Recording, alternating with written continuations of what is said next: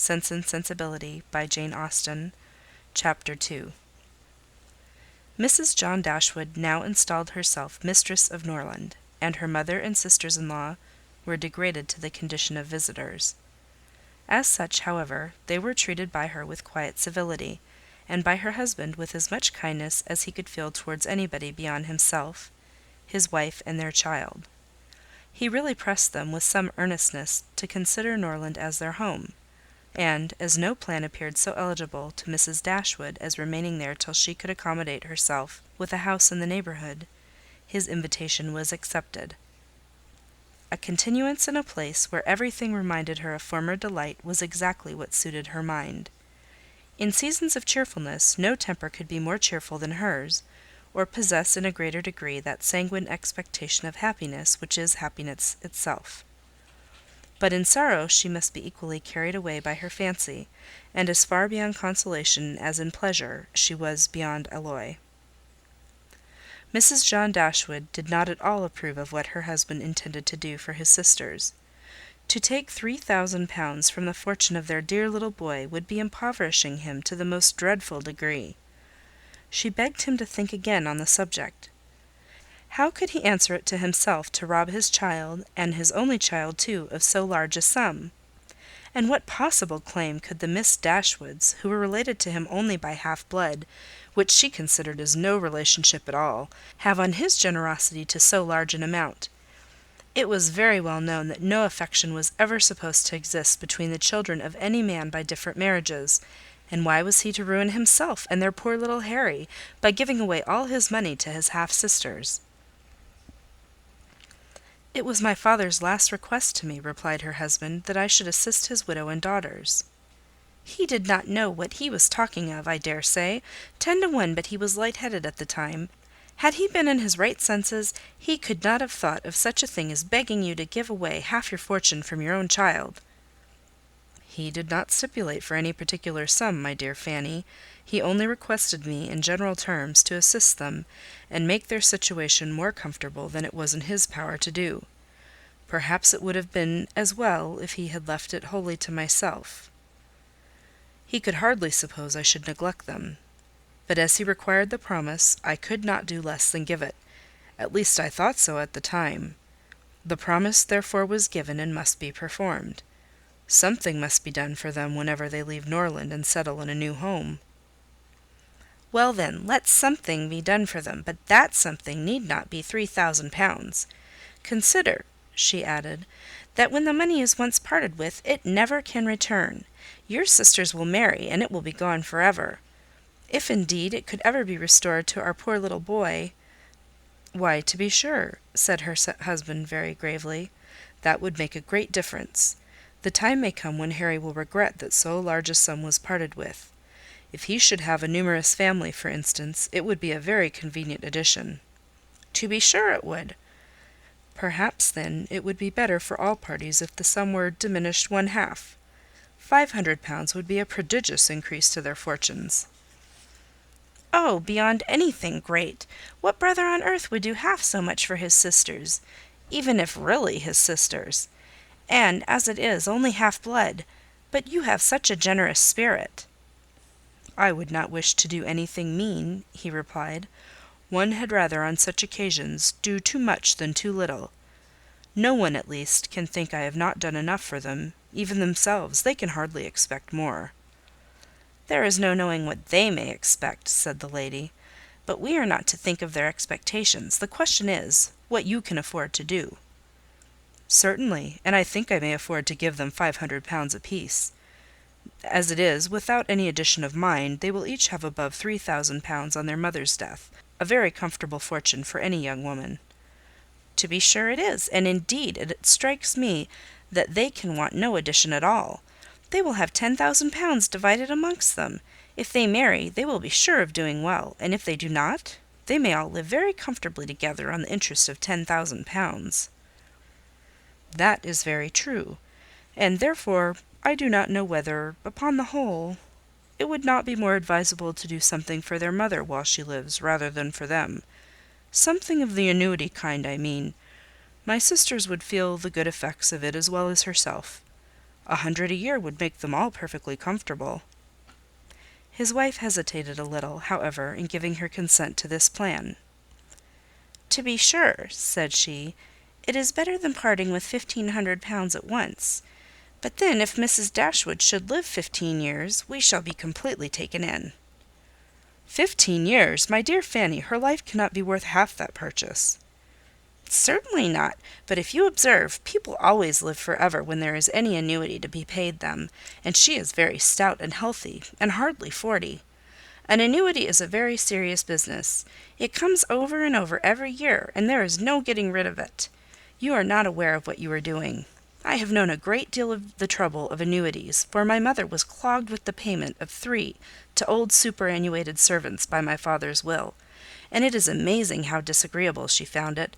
Twice every year these annuities were to be paid, and there was the trouble of getting it to them, and then one of them was said to have died, and afterwards it turned out to be no such thing. My mother was quite sick of it. Her income was not her own, she said, with such perpetual claims on it, and it was the more unkind in my father, because otherwise the money would have been entirely at my mother's disposal, without any restriction whatever. It has given me such an abhorrence of annuities that I am sure I would not pin myself down to the payment of one for all the world." "It is certainly an unpleasant thing," replied Mr. Dashwood, "to have those kind of yearly drains on one's income. One's fortune, as your mother justly says, is not one's own. To be tied down to the regular payment of such a sum on every rent day is by no means desirable. It takes away one's independence." "Undoubtedly. And after all, you have no thanks for it. They think themselves secure. You do no more than what is expected, and it raises no gratitude at all. If I were you, whatever I did should be done at my own discretion entirely. I would not bind myself to allow them anything yearly. It may be inconvenient some years to spare 100 or even 50 pounds from our own expenses." "I believe you are right, my love. It will be better that there should be no annuity in the case. Whatever I may give them occasionally will be a far greater assistance than a yearly allowance, because they would only enlarge their style of living if they felt sure of a larger income, and would not be 6 pence the richer for it at the end of the year. It will certainly be much the best way. A present of 50 pounds now and then will prevent their ever being distressed for money, and will, I think, be amply discharging my promise to my father." "To be sure it will. Indeed, to say the truth, I am convinced within myself that your father had no idea of your giving them any money at all. The assistance he thought of, I dare say, was only such as might be reasonably expected of you. For instance, such as looking out for a comfortable small house for them, helping them to move their things, and sending them presents of fish and game, and so forth, whenever they are in season. I'll lay my life that he meant nothing farther. Indeed, it would be very strange and unreasonable if he did. Do but consider, my dear Mr. Dashwood, how excessively comfortable your mother-in-law and her daughters may live on the interest of 7,000 pounds, besides the 1,000 pounds belonging to each of the girls, which brings them in 50 pounds a year apiece, and of course they will pay their mother for their board out of it. Altogether they will have 500 a year amongst them, and what on earth can 4 women want for more than that? They will live so cheap. Their housekeeping will be nothing at all. They will have no carriage, no horses, and hardly any servants. They will keep no company, and can have no expenses of any kind. Only conceive how comfortable they will be. 500 a year! I am sure I cannot imagine how they will spend half of it. And as to your giving them more, it is quite absurd to think of it. They will be much more able to give you something." "Upon my word," said Mr. Dashwood, "I believe you are perfectly right. My father certainly could mean nothing more by his request to me than what you say. I clearly understand it now, and I will strictly fulfil my engagement by such acts of assistance and kindness to them as you have described. When my mother removes into another house, my services shall be readily given to accommodate her as far as I can.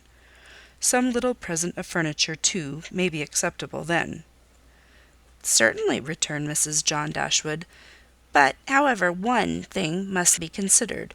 When your father and mother moved to Norland, though the furniture of Stanhill was sold, all the china, plate, and linen was saved, and now is left to your mother. Her house will therefore be almost completely fitted up as soon as she takes it." "That is a material consideration, undoubtedly. A valuable legacy indeed, and yet some of the plate would have been a very pleasant addition to our own stock here." "Yes, and the set of breakfast china is twice as handsome as what belongs to this house. A great deal too handsome, in my opinion, for any place they can ever afford to live in. But, however, so it is. Your father thought only of them, and I must say this, that you owe no particular gratitude to him, nor attention to his wishes, for we very well know that if he could, he would have left almost everything in the world to them." This argument was irresistible. It gave to his intentions whatever of decision was wanting before, and he finally resolved that it would be absolutely unnecessary, if not highly indecorous, to do more for the widow and children of his father than such kind of neighbourly acts as his own wife pointed out. End of Chapter 2.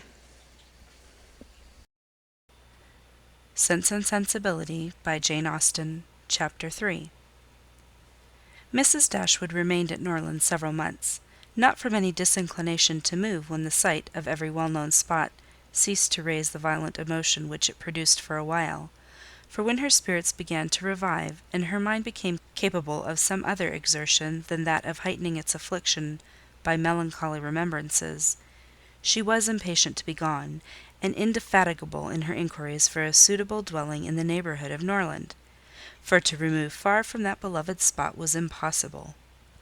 But she could hear of no situation that at once answered her notions of comfort and ease, and suited the prudence of her eldest daughter, whose steadier judgment rejected several houses as too large for their income, which her mother would have approved. Mrs. Dashwood had been informed by her husband of the solemn promise on the part of his son in their favour, which gave comfort to his last earthly reflections. She doubted the sincerity of this assurance no more than he had doubted it himself, and she thought of it for her daughter's sake with satisfaction, though as for herself she was persuaded that a much smaller provision than £7,000 would support her in affluence. For their brother's sake, too, for the sake of her own heart, she rejoiced, and she reproached herself for being unjust to his merit before, in believing him incapable of generosity. His attentive behaviour to herself and his sisters convinced her that their welfare was dear to him, and, for a long time, she firmly relied on the liberality of his intentions.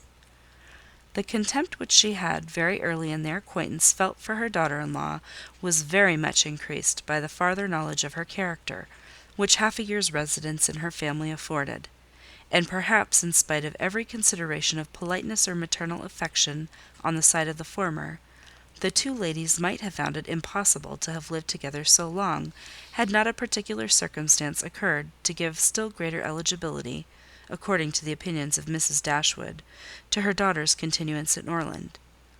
This circumstance was a growing attachment between her eldest girl and the brother of Mrs. John Dashwood, a gentlemanlike and pleasing young man, who was introduced to their acquaintance soon after his sister's establishment at Norland, and who had since spent the greatest part of his time there.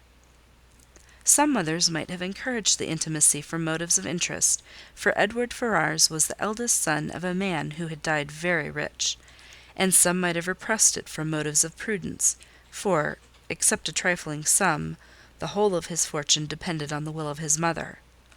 But Mrs. Dashwood was alike uninfluenced by either consideration. It was enough for her that he appeared to be amiable, that he loved her daughter, and that Elinor returned the partiality. It was contrary to every doctrine of hers that difference of fortune should keep any couple asunder who were attracted by resemblance of disposition, and that Elinor's merit should not be acknowledged by every one who knew her was to her comprehension impossible. Edward Ferrars was not recommended to their good opinion by any peculiar graces of person or address. He was not handsome, and his manners required intimacy to make them pleasing. He was too diffident to do justice to himself, but when his natural shyness was overcome, his behaviour gave every indication of an open, affectionate heart. His understanding was good, and his education had given it solid improvement. But he was neither fitted by abilities nor disposition to answer the wishes of his mother and sister, who longed to see him distinguished as they hardly knew what. They wanted him to make a fine figure in the world in some manner or other. His mother wished to interest him in political concerns, to get him into Parliament, or to see him connected with some of the great men of the day. Mrs. John Dashwood wished it likewise; but in the meanwhile, till one of these superior blessings could be attained, it would have quieted her ambition to see him driving a barouche. But Edward had no turn for great men or barouches.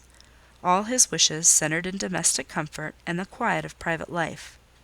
Fortunately, he had a younger brother who was more promising.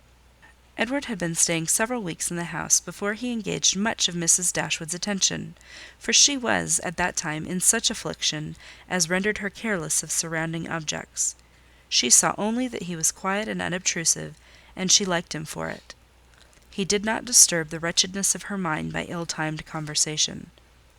She was first called to observe and approve him farther by a reflection which Elinor chanced one day to make on the difference between him and his sister. It was a contrast which recommended him most forcibly to her mother. "It is enough," said she, "to say that he is unlike Fanny is enough. It implies everything amiable. I love him already." "I think you will like him," said Elinor, "when you know more of him." "Like him!" replied her mother, with a smile. "I can feel no sentiment of approbation inferior to love." "You may esteem him." "I have never yet known what it was to separate esteem and love." Mrs. Dashwood now took pains to get acquainted with him. Her manners were attaching, and soon banished his reserve.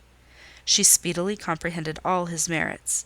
The persuasion of his regard for Elinor perhaps assisted her penetration, but she really felt assured of his worth; and even that quietness of manner which militated against all her established ideas of what a young man's address ought to be, was no longer uninteresting when she knew his heart to be warm and his temper affectionate. No sooner did she perceive any symptom of love in his behaviour to Elinor, than she considered their serious attachment as certain, and looked forward to their marriage as rapidly approaching. "In a few months, my dear Marianne," said she, "Elinor will in all probability be settled for life. We shall miss her, but she will be happy." "Oh, mamma, how shall we do without her?" "My love, it will be scarcely a separation. We shall live within a few miles of each other, and shall meet every day of our lives. You will gain a brother, a real affectionate brother. I have the highest opinion in the world of Edward's heart. But you look grave, Marianne. Do you disapprove your sister's choice?" "Perhaps," said Marianne, "I may consider it with some surprise. Edward is very amiable, and I love him tenderly. But yet he is not the kind of young man. There is something wanting. His figure is not striking. It has none of that grace which I should expect in the man who could seriously attach my sister. His eyes want all that spirit, that fire, which at once announce virtue and intelligence. And besides all this, I'm afraid, mamma, he has no real taste. Music seems scarcely to attract him, and though he admires Elinor's drawings very much, it is not the admiration of a person who can understand their worth. It is evident, in spite of his frequent attention to her while she draws, that in fact he knows nothing of the matter. He admires as a lover, not as a connoisseur. To satisfy me, those characters must be united. I could not be happy with a man whose taste did not in every point coincide with my own. He must enter into all feelings. The same books, the same music, must charm us both. Oh, mamma, how spiritless, how tame was Edward's manner in reading to us last night! I felt for my sister most severely. Yet she bore it with so much composure, she seemed scarcely to notice. I could hardly keep my seat. To hear those beautiful lines, which have frequently almost driven me wild, pronounced with such impenetrable calmness, such dreadful indifference!" He would certainly have done more justice to simple and elegant prose. I thought so at the time, but you would give him Cowper. "Nay, mamma, if he is not to be animated by Cowper, but we must allow for difference of taste. Elinor has not my feelings, and therefore she may overlook it, and be happy with him. But it would have broke my heart, had I loved him, to hear him read with so little sensibility. Mamma, the more I know of the world, the more am I convinced that I shall never see a man whom I can really love. I require so much. He must have all Edward's virtues, and his person and manners must ornament his goodness with every possible charm." Remember, my love, that you are not 17. It is yet too early in life to despair of such an happiness. Why should you be less fortunate than your mother? In one circumstance only, Marianne, may your destiny be different from hers. End of chapter 3.